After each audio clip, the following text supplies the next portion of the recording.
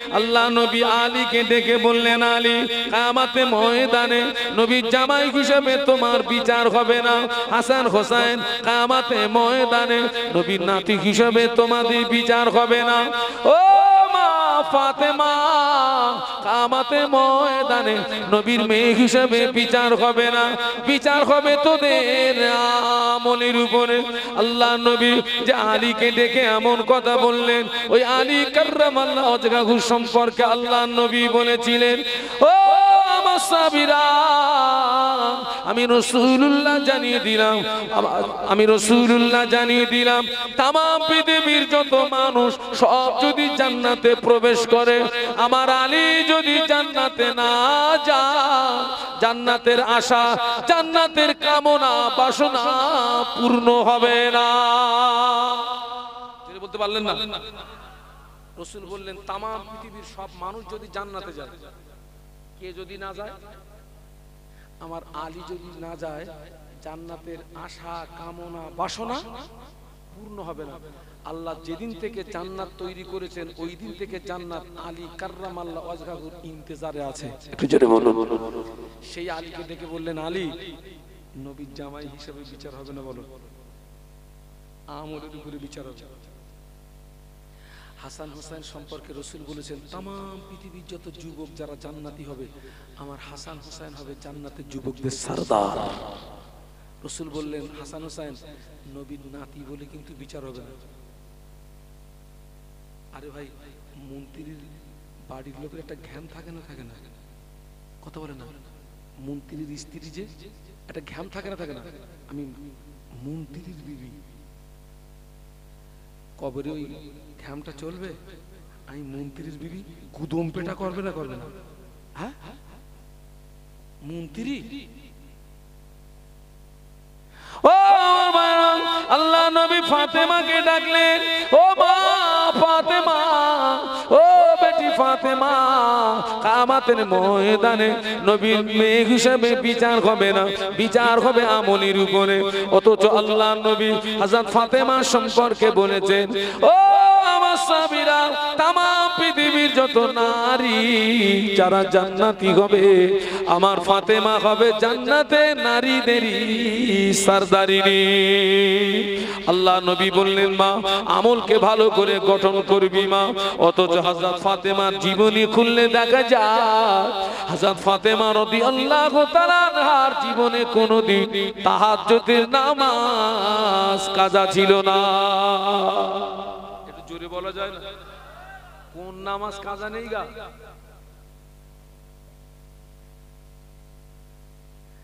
জানার জীবনে তাহাজ্জুদের নামাজ কাজা নেই, তার জীবনে কোনো ফরজ নামাজ কাজা হবে বিশ্বাস হবে?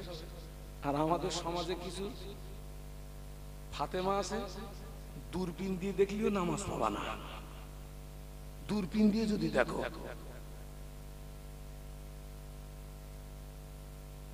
ও আমার ভাইরা, হযরত ফাতেমা রাদিয়াল্লাহু তাআলা আনহা একদিন স্বামী আলীকে কাছে ডেকে বললেন, প্রাণের স্বামী আলী, আমি ফাতেমা আপনার কাছে জীবনে দুটি বিদায় দাবি রাখবো, আখিরি দাবি রাখবো, আর জীবনে কোনোদিন দাবি রাখবো না। কি দাবি?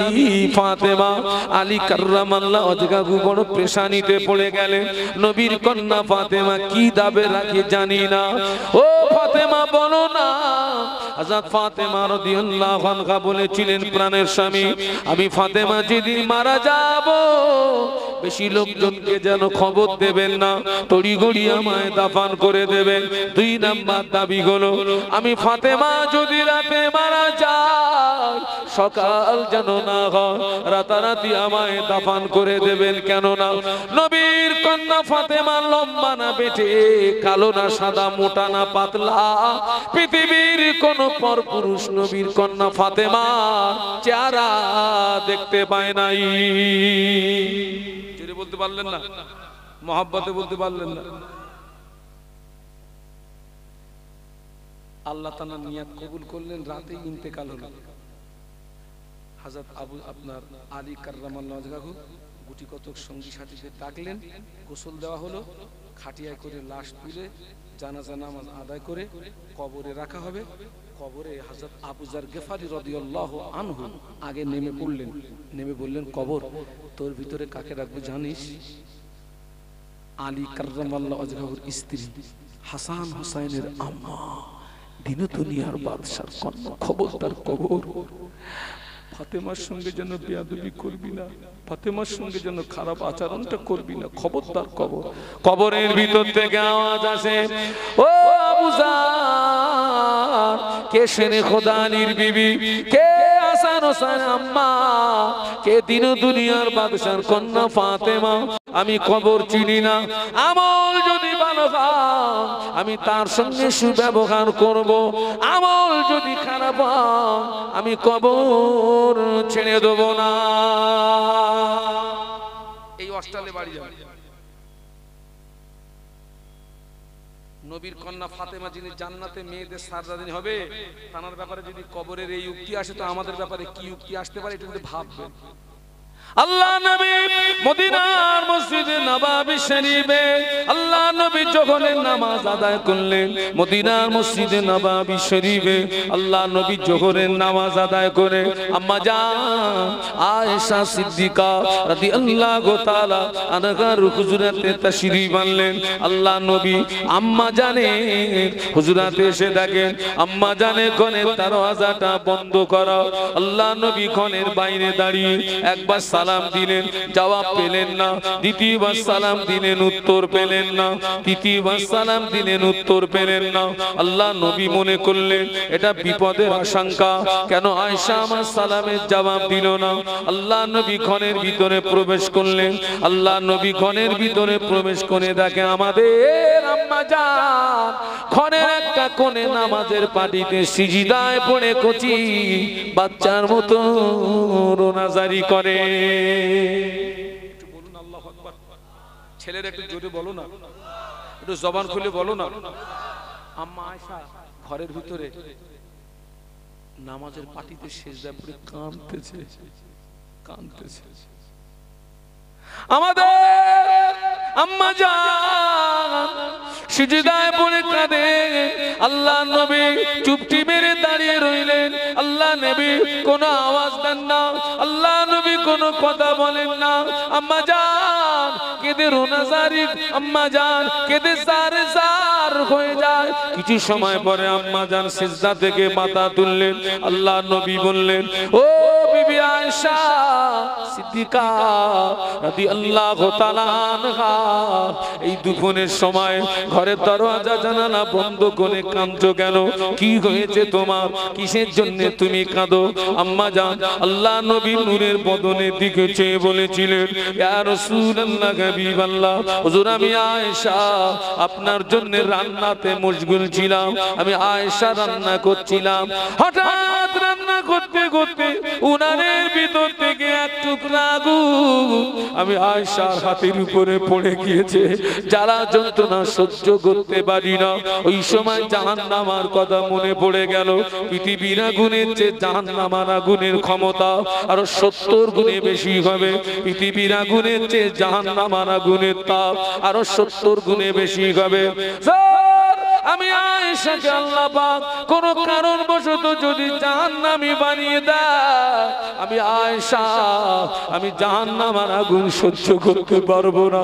এই কথা মনে করে আমি আয়েশা রান্না বান্না বন্ধ করে দিই, ঘরের দরজা বন্ধ করে দিই, নামাজের পাটিতে সিজদায় পড়ে আল্লাহ পাকের জাহান্নামের ভয়ে কাঁদছি। জোরে বলতে পারলেন না? জোরে বলতে পারলেন না? তাকবীর দেন, নারায়ে তাকবীর। আম্মা আয়েশা কাঁদছেন কিসের ভয়ে? আমাদের মেয়েরা রাঁধে না, আয়েশা খাদিজা রাবিয়া সুবিয়া, ওদের হাতে একটু আগুনের ছ্যাঁক ছ্যাঁক লাগে না?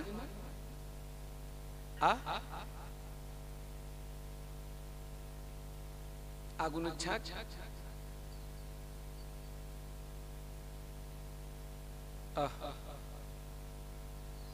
আল্লাহ আমাদেরকে হেদায়েত নসিব করুন, আল্লাহুম্মা আমিন।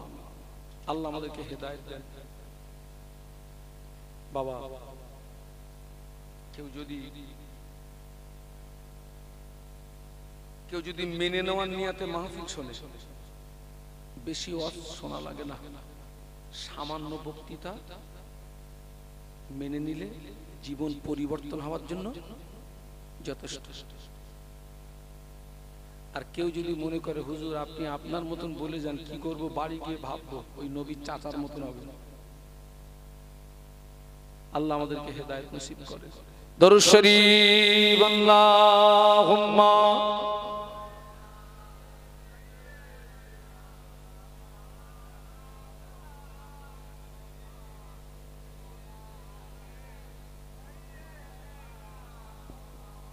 খুব সুন্দর লাগছে। আর একটু মোহাব্বতে আল্লাহুম্মা সাল্লি আলা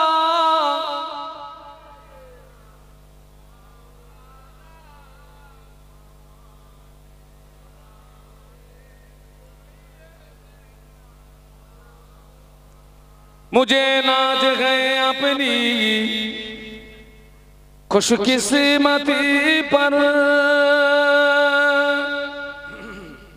मेरे हाथ में गए दामने मुस्तफा की, नगम है ख्वार का न तूफा का परवा,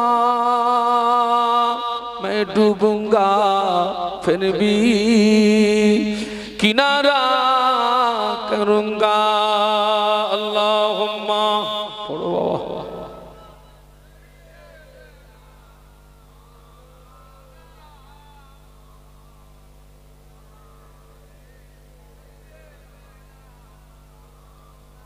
আমার সোনার ছেলেরা, আমার জওয়ানেরা, আমার যুবকেরা, আমার মা বোনেরা, আল্লাহর রাস্তায় আমরা সকলে পরিবর্তন হই, আমরা ভালো হই, আল্লাহ পাকের রহমত হবে। কারণ দুনিয়াটা হচ্ছে ক্ষণস্থায়ী, আখিরাত চিরস্থায়ী। দুনিয়াকে আমি বলবো এটা একটা ওয়েটিং রুম, এটা একটা বিশ্রামাগার। ওই দেখেন না রাস্তার ধারে সব আপনার বিশ্রামাগার আছে না, মানুষ ওখানে ইন্তজার করে। কলকাতায় যাবে, কেউ বাসন্তী যাবে, ওই ঘরে অপেক্ষা করে, ওই লাইনের বাস আসলে উঠে যায়। দুনিয়াটা হচ্ছে এরকম ওয়েটিং রুম। আমরা এখানে ইন্তজার করছি, মৃত্যুর গাড়ি আসলেই আপনাকে উঠতে হবে।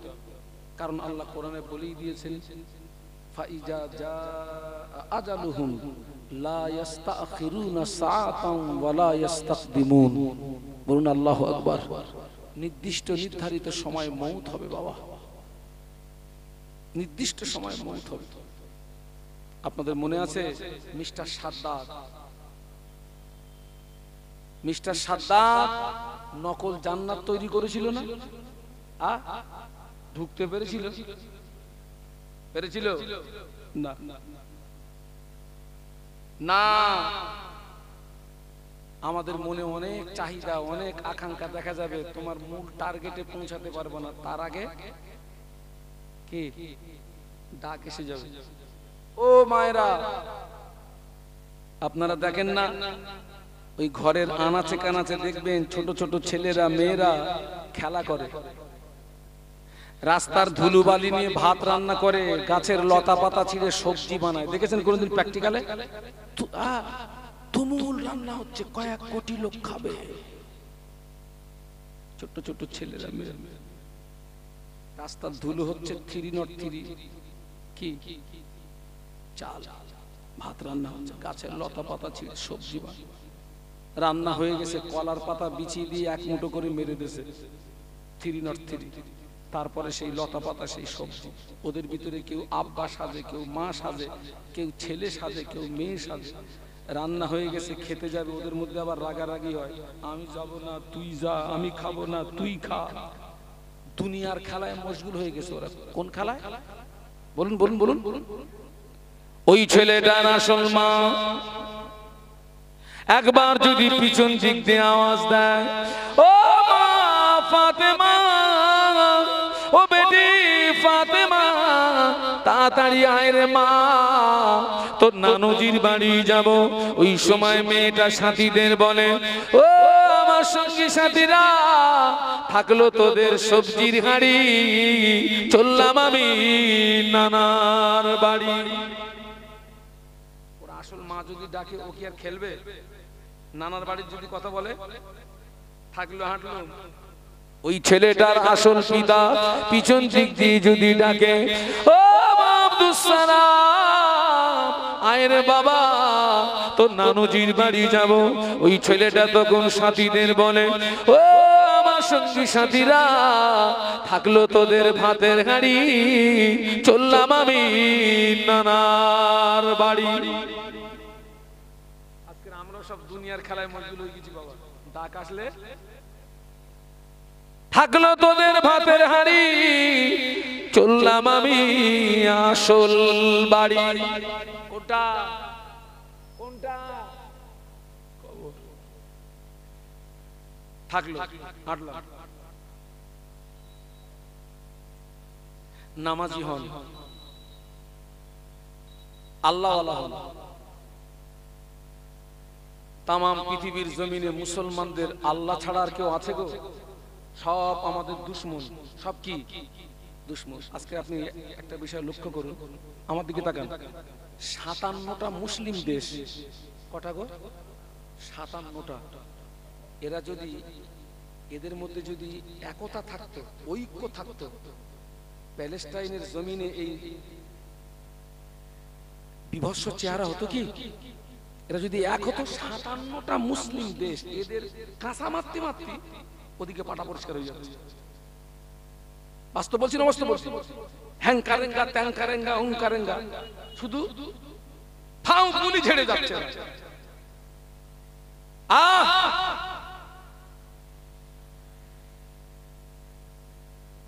ছোট্ট ছোট্ট ফুলের মতো নিষ্পাপ মাসুম বাচ্চাগুলোকে গোলাপ ফুলের মতো, পাখির মতো মেরে দিচ্ছে।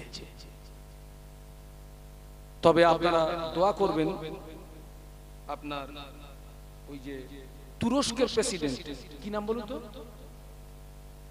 কি নাম? এরদোগান। দোয়া করবেন। এই মানুষটা কিন্তু, এই মানুষটার কথা এবং কাজ দুটো এক আছে। ইনি চেয়েছিলেন প্রতিবাদ করতে, উনি চেয়েছিলেন ঠিক আছে আমি ময়দানে আগে যাচ্ছি, আপনারা আমার সঙ্গ দেবেন কারা? অন্য দেশ থেকে উনি গ্রিন সিগন্যাল পাননি বলে উনি ময়দানে নামতে পারেননি। কারণ উনি যদি একা ময়দানে নামেন, ওনার দেশ যেখানে তার চারিপাশে আছে দুশ্মন, ওনাকে গিলে খেয়ে ফেলবে। তো উনি যদি ময়দানে নামেন আর অন্য মুসলিম দেশগুলো যদি ওনার পিছনে সহযোগিতা করতেন, তাহলে উনি একটা কিছু করতে পারতেন। আপনারা দেখেছেন এই যে একতা, ঐক্য, এর কতটা উপকারিতা দেখুন। যখন প্লাবন হয়, ঘর বাড়ি ডুবে যায়, দেখবেন ওই ছোট্ট ছোট্ট পিপিলিকা, দেখবেন ওরা কি করে বলুন তো? গোল একটা দলা হয়, একদম টোটাল পিঁপড়ের একটা দলা, আর ওই পানিতে ওরা কিন্তু কি হয়? পাক খায়। পাক খায় মানে কি? ওরা বলতে চাচ্ছে যে একদল শুধু পানির নিচে থাকলে হবে না, আমরাও কিছুক্ষণ পানির নিচে থাকি, পাক মেরে তোরা উপরে ওঠ, আমরাও খানিকক্ষণ পানির নিচে যাই। সুবহানাল্লাহ বলবেন না? আর আমাদের ধান্দা, তুই নিচে থাক আমি উপরে থাকি, তুই মর আমি বাঁচি। কথা বুঝতে পারছেন না? পারছেন না? পিঁপড়ের ভিতরে একতা দেখুন, পানিতে যাচ্ছে, তোলা ফনফন করে পাক খেতে খেতে যাচ্ছে। একদল পানির নিচে আর একদল উপরে, আবার তারা পানির নিচে, এরা উপরে। সেই একতা, ঐক্য আমাদের ভিতরে নেই, যার জন্য আজকের মুসলমান মার খাচ্ছে। আজকে মুসলমান মার খাচ্ছে। আজকের অধিকাংশ মাহফিল গুলো ওই মনোমালিন্যের কারণে অনেক মাহফিল বন্ধ হয়ে গেছে। বাস্তব বলছি না বাস্তব বলছি? বন্ধ হয়ে গেছে মনোমালিন্যের কারণে। মাহফিল বন্ধ হয়ে গেছে, মাদ্রাসা বন্ধ হয়ে গেছে, মনোমালিন্য।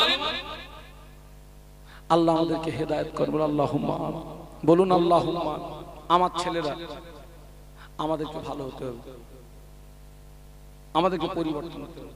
একটা কথা জেনে রাখবেন, আপনি ধনী বলে কবর আপনার সঙ্গে একরকম ব্যবহার করবে, আমি গরিব বলে কবর আমার সঙ্গে আরেক রকম ব্যবহার করবে, এইরকম নাকি? না না না, কবর ধনী দেখে না, গরিব দেখে না, মাস্টার দেখে না, ডাক্তার দেখে না, উকিল দেখে না, ব্যারিস্টার দেখে না, কবর দেখে আমল। আমলটা কি আছে তোমার?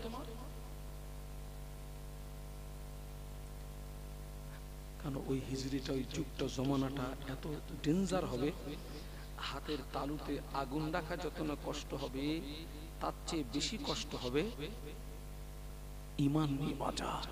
এটা কত হিজরি গা, কে বলতে পারেন? বাংলা কত সাল?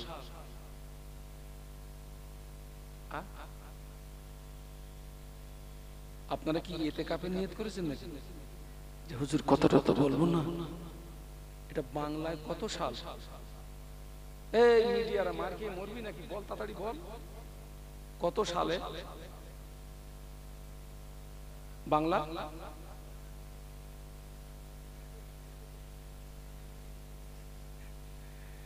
আল্লাহ, এটা হিজরি হচ্ছে 1445 হিজরি।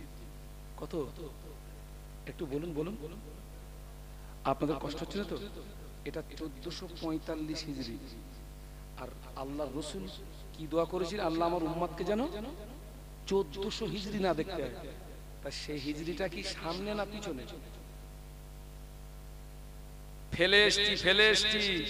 ফেলেস্টি ওটা যদি ডেঞ্জার হয়, এটা কি নরমাল না আরো ডেঞ্জার?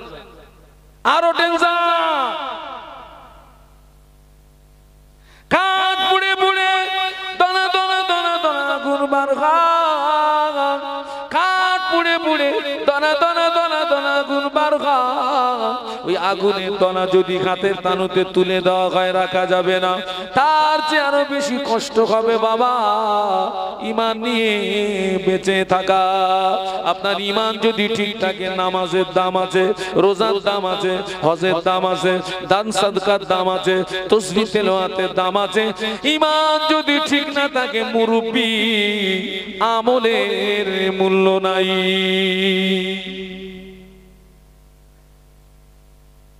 আজকে ভালো করে খবর নিয়ে দেখেন, আমরা ঈমানি জায়গাতে দুর্বল হয়ে গেছি। ঈমান যদি বলতে হয়, বলতে হবে স্বাধীনতা সংগ্রামী হামাস গোষ্ঠীদের ঈমান। আল্লাহু আকবার বলুন। আল শেফা হসপিটাল, খবর রাখেন তো আপনারা? আল্লাহ প্যালেস্টাইনের জমিনে আপনার খাস রহমত নাজিল করুন, বলুন আল্লাহুম্মা আমিন। হসপিটালটাকে উড়িয়ে দিল, হসপিটাল। কিন্তু শুধু হামাস গোষ্ঠীদের ঈমান নয়, প্যালেস্টাইনের নারী পুরুষের ঈমান দেখেন। পুরো হসপিটালটা ট্যাঙ্ক নিয়ে ইসরায়েল সৈন্যরা ঘিরে ফেলেছে, হসপিটালের ভিতরে ঢুকে পড়েছে, কিন্তু তারা কেউ মরণের ভয়ে পালিয়ে যায়নি। সুবহানাল্লাহ বলবেন না? জোরে বলতে পারলেন না? আমরা হলে কি করত? কি করত? চাচা পালা, যারা পাখির মতো মেরে দিচ্ছে, ওরা তো সব শহীদ শহীদ শহীদ। আল্লাহু আকবার বলুন। শহীদ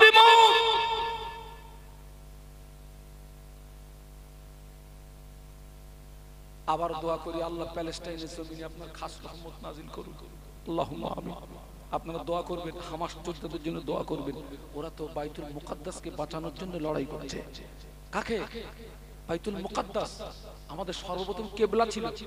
আল্লাহর নবী 16 থেকে 17 মাস ওই বাইতুল মুকাদ্দাসের দিকে ফিরে নামাজ পড়েছিলেন।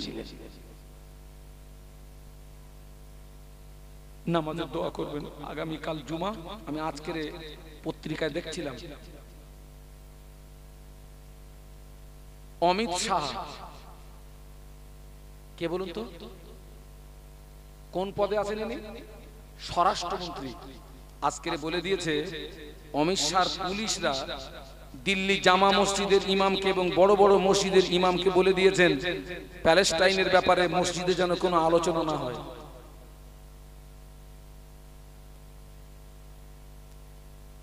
সাফ বলে দিয়েছে তারা। কিন্তু আমি বলবো ইমামদের উচিত ওই গন্ডিকে পেরিয়ে মসজিদে প্যালেস্টাইনের জন্য দোয়া হবে এবং তাদের নিয়ে আলোচনা হবে। সেজন্য যদি আমাকে জেল কাটতে হয় জেলে যেতে রাজি, সেজন্য যদি আমাকে ফাঁসির দড়িতে ঝুলতে হয় তাও ঝুলতে রাজি। মরতে তো হবে না, হবে না, মরবো না, মরবো না, সারা জীবন থাকবো।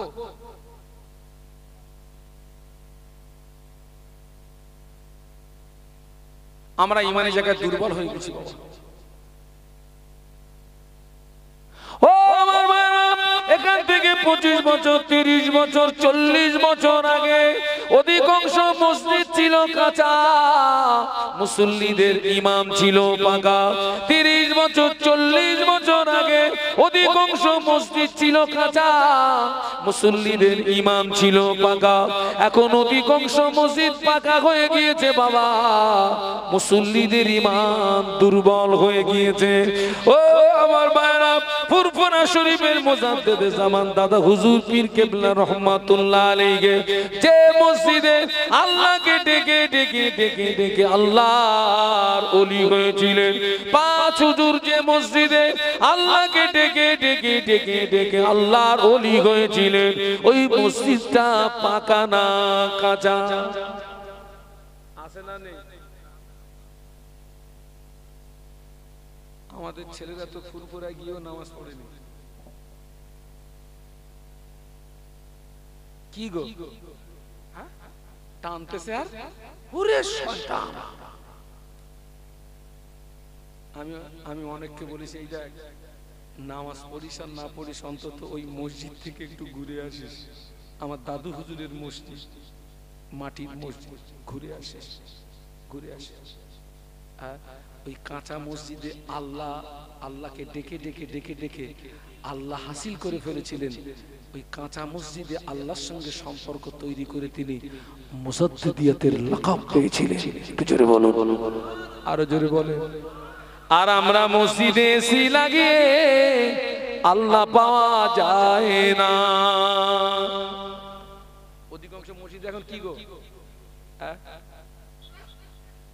এখন পায়খানা ঘরে ঢুকতে গেলেও লেখাপড়া করে ঢুকতে হবে চাচা, নইলে উজু করতে যাবেন গোসল করে বেরোতে হবে। অত সহজ না। পায়খানায় যেতে গেলে আপনাকে লেখাপড়া করে যেতে হবে। ও মুসিবত তো আমার কপালে হয়ে গেছে। একটা বাড়ি 2.5 কোটি টাকা খরচ হয়েছে করতে, 2.5 কোটি টাকা। কত বলেছি? সেই বাড়ি আমার দাও। এখন ইস্তেঞ্জা লেগেছে ভাই, আমার দেখিয়ে দিয়েছে। ওই তার ভিতরে গিয়ে দেখি বিভিন্ন রকম সব পাক দোয়া। আমার কোনটা পাক দিলে কোথা থেকে বেরোবে কি করে বসবো আমি? গিসি হুজুর করতে, সে যেই পাক দিছি উপর থেকে পুরো হুজুর গোসল করে বেরোচ্ছে। বলতেছে হুজুর আপনার গোসল। আমি বাবা পাক দিছি এক জায়গায়, বেরোচ্ছে আর এক জায়গায়। এটা আমি বুঝতে পারিনি। আমি এই জন্যে এখন ওই নামি দামি যদি কোনো বাথরুমে যাই আগে বলি খোকা কোনটায় দিলি কোন জায়গাতে বেরোবে আমার আগে দেখিয়ে দে, তারপর ঢুকবো। তার আগে যাবো না। হচ্ছে আমার ওই সাধারণ বাথরুম ভালো, দরজা খোলো যাও কাজ মেটাও বেরো। আই ঠিক বলছি না ভুল বলছি?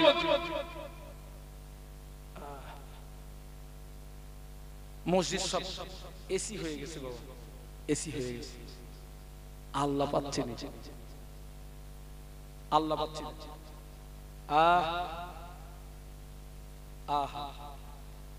আজ আমাদের ঈমান দেখেন, আমাদের ঈমান এত মজবুত। আমার সমাজে অনেক মুসলমান আছে সারা জীবন শোনার পরেও বছরে 2 দিনের বেশি নামাজ পড়ে না। আবার অনেক যুবক আছে সারা জীবন শোনার পরেও দাঁড়িয়ে দাঁড়িয়ে পেশাব করে, পেশাব করে পানি নেয় না। অনেক মহিলারাও পেশাব করে পানি নেয় না। এই জওয়ান এই যুবক মা বোন, আপনি যদি ওই অবস্থায় বিনা তওবায় মারা যান, কিয়ামত পর্যন্ত কবরের আগুন বন্ধ হবে না। দাঁড়িয়ে পেশাব করা পার্টি আছে না নেই? আছে না? ওর ইমানের পাওয়ার দেখেছেন? দাঁড়িয়ে দাঁড়িয়ে চালাচ্ছে। ওরে শয়তান!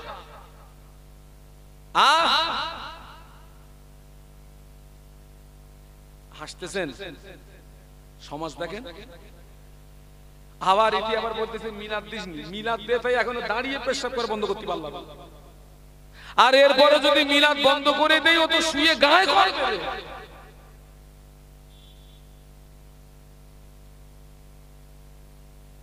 দুদিনের বেশি নামাজ পড়ে না। কোন নামাজ?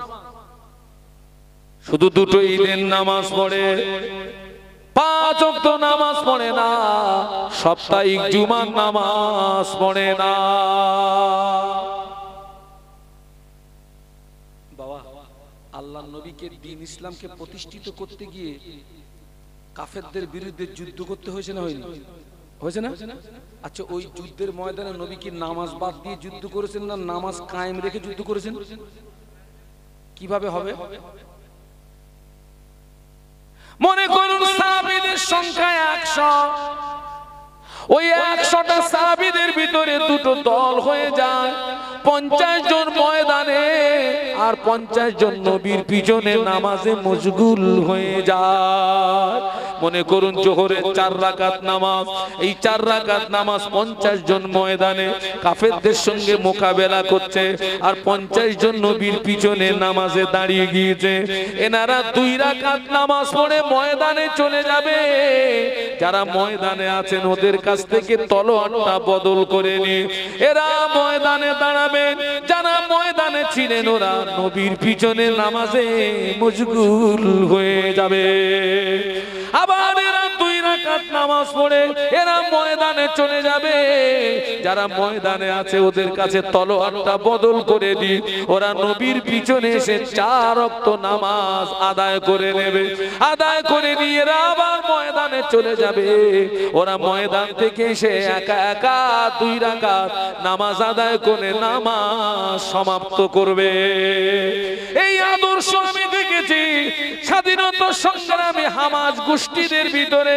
এই নবীর আদর্শ দেখেছি যুদ্ধ রানী, জামাতে নামাজ রানী। যদি বলতে পারলেন না, মহব্বতে বলতে পারলেন না, নামাজ রানী, যুদ্ধ রানী।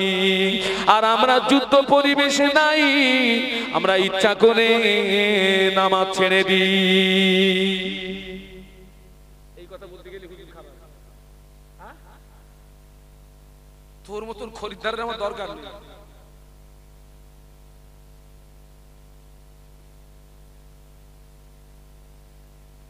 উপকার করছি না ক্ষতি করছি? আপনাদের উপকার করছি না ক্ষতি করছি? আমার সোনার ছেলেরা, আমি মোহাম্মদ শাহানুর আলম,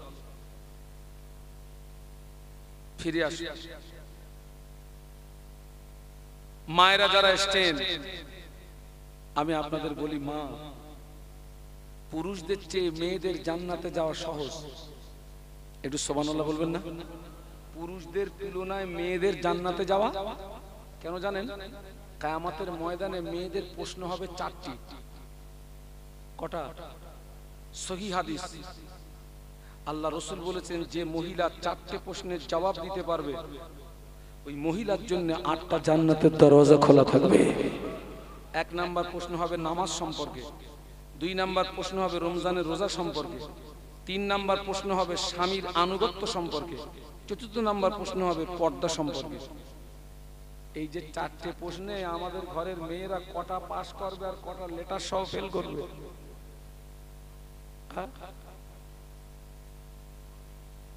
আগে ছিল কাঁচা বাড়ি, এখন মা দুতলা বাড়ি পেলি, দুতলায় উঠে তুই আল্লাহ ভুলে গেলি। যে আল্লাহ তোকে দুতলায় তুলেছে মা, তুই আল্লাহ ভুলে গেলি। ওই আল্লাহ তোর কানটা ধরে আবার জমিনে নামাতে পারে না, পারে না। এই জোরে বলে, যে আল্লাহ তোমারে উঁচুয় তুলেছে কান ধরে আবার জমিনে নামাতে পারে না, পারে না?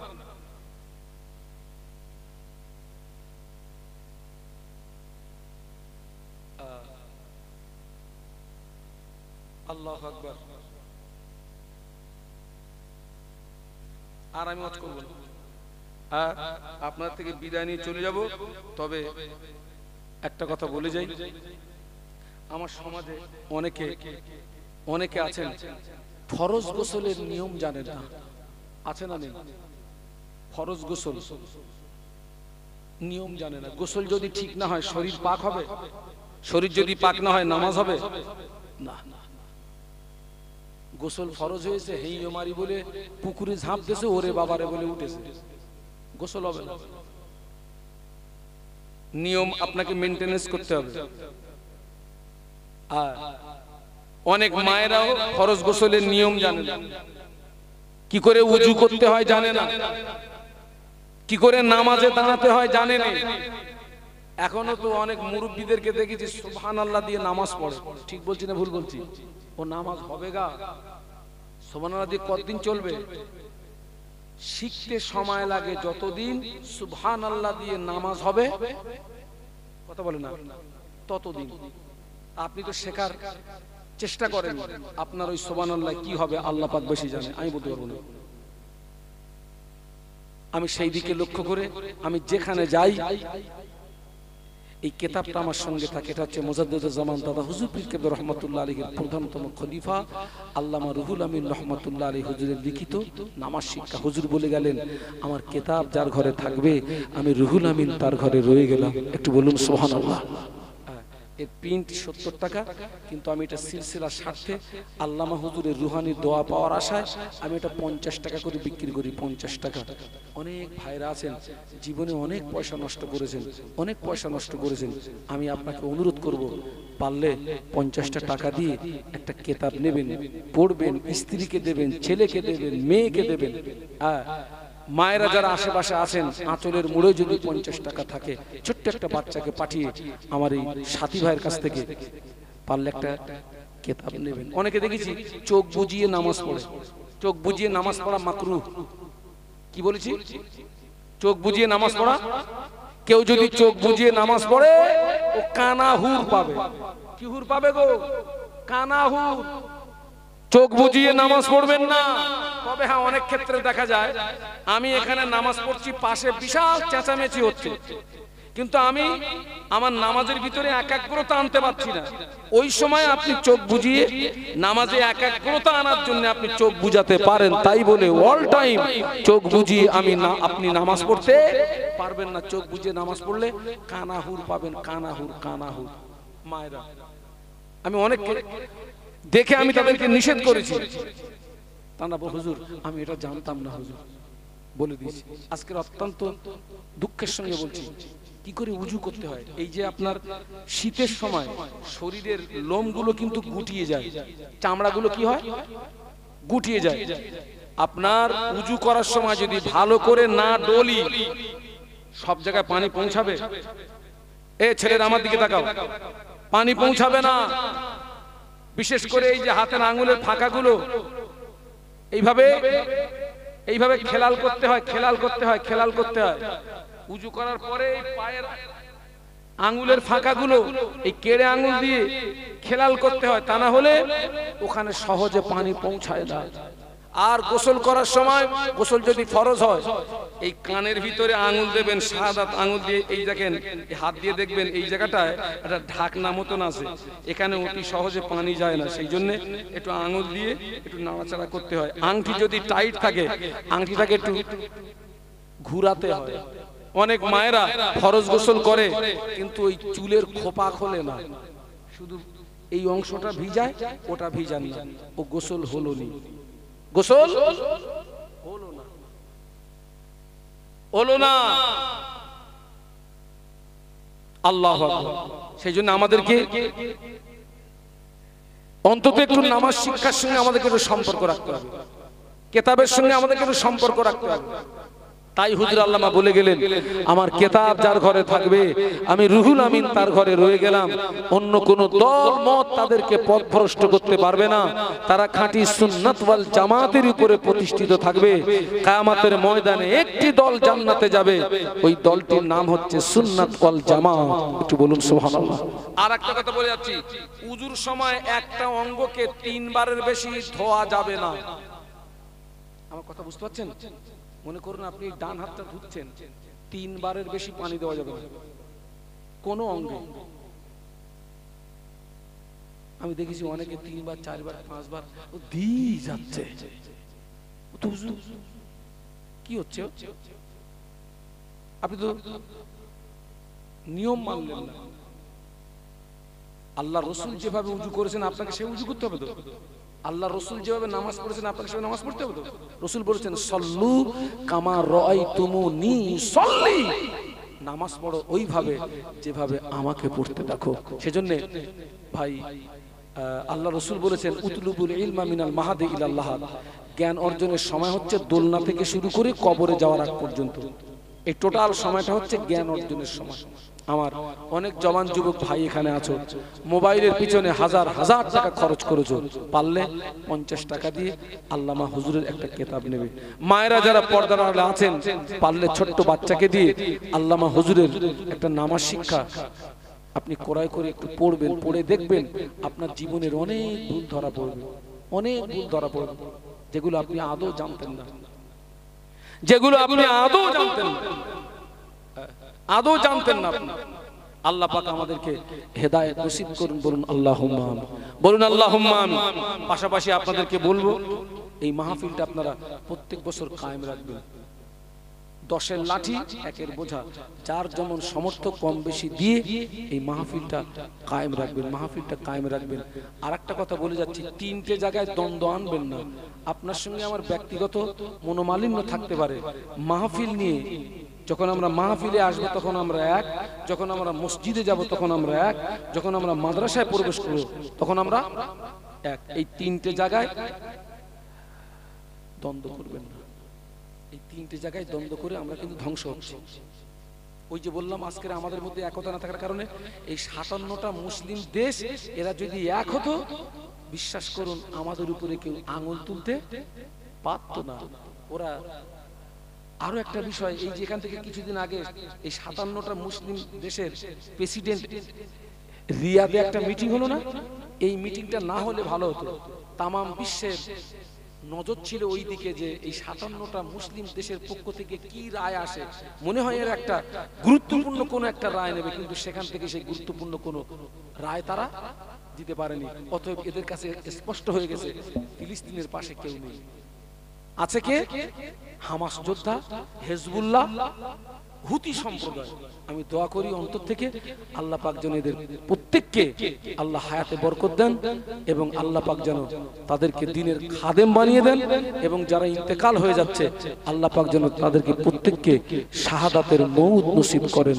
একটু বলুন আল্লাহুম্মা, বলুন আল্লাহুম্মা। ভাষাগত ভুল ত্রুটি ক্ষমা করবেন, দোয়া করবেন। দরুদ শরীফ আল্লাহুম্মা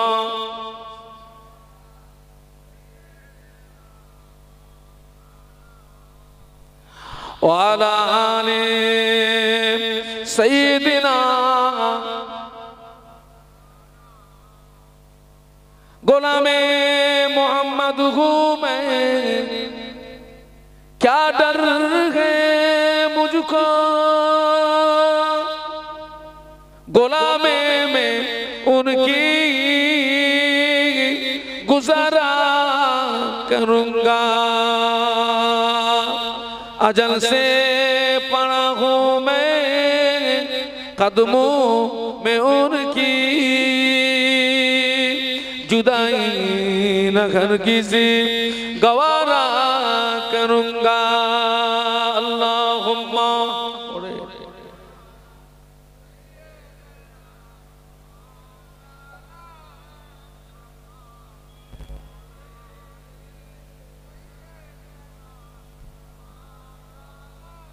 আলহামদুলিল্লাহ, আজকে আপনারা সৌভাগ্যবান, আপনাদের খুশনসিব যে আপনাদের মাঝে আমার মুজাদ্দিদুজ্জামান দাদা হুজুর পীর কেবলা রহমাতুল্লাহ আলাইহির আওলাদ আজকে আপনাদের এই জায়গাটার নাম কি বাবা?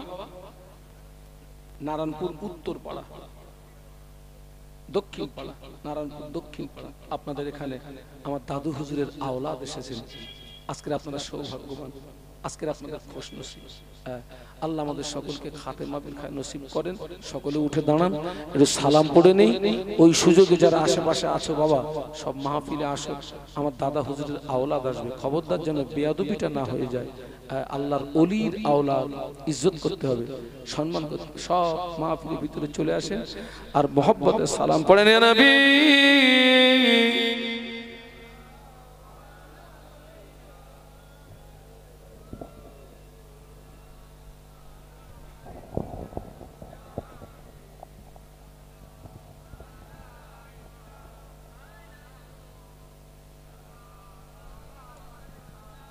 या नबी नामो प्यारा, या रसूल नामो प्यारा, अर्श पर रब ने पुकारा, सच पैगंबर है हमारा नबी।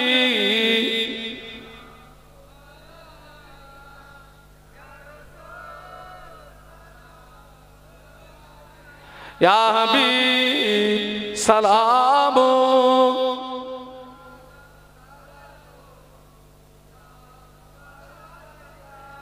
जिब्राइल डाके बारे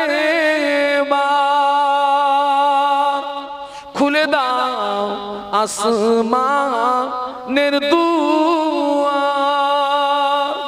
এসেছে নবী দেন সারদার, করিতে আল্লাহ দিদার নবী।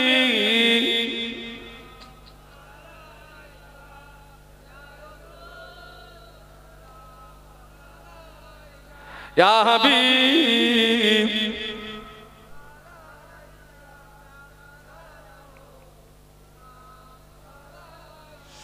उड़िल अल्लाह ओ बानी,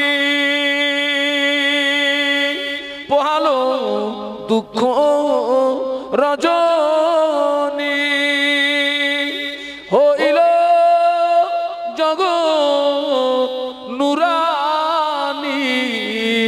आमेनार नयনের মনি নবী।